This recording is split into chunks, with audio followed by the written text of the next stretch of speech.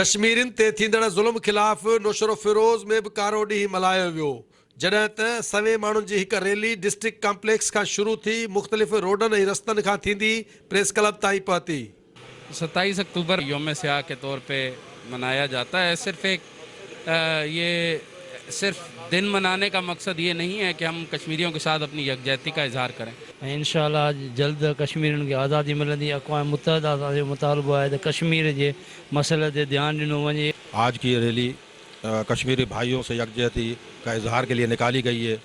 जैसा कि भारतीय फ़ौज ने मकबूजा कश्मीर में कश्मीरियों पर जुल्म व सितम के पहाड़ तोड़ दिए हैं। अॼोको ॾींहुं जेको आहे उहो कश्मीर जे हवाले सां असीं सभु कारो ॾींहुं मल्हाए रहिया आहियूं, जेके कश्मीर में ज़ुल्म थी रहिया आहिनि ऐं असां पंहिंजनि उन्हनि कश्मीरी भाइरनि सां गॾु आहियूं। हिननि जो चवणु आहे त अॼोको ॾींहुं जेको आहे कारो ॾींहुं असां इन करे मल्हाए रहिया आहियूं त इहो दुनिया खे पैगाम ॾियणु चाहियूं था त असां कश्मीरियुनि सां गॾु आहियूं ऐं कश्मीरियुनि जी आज़ादीअ ताईं असांजी जिदोजहद जारी रहंदी। कैमरामैन शकील उमरानी सां गॾु राणा शेर मोहम्मद, सिंटीवी न्यूज़, नौशरो फिरोज़।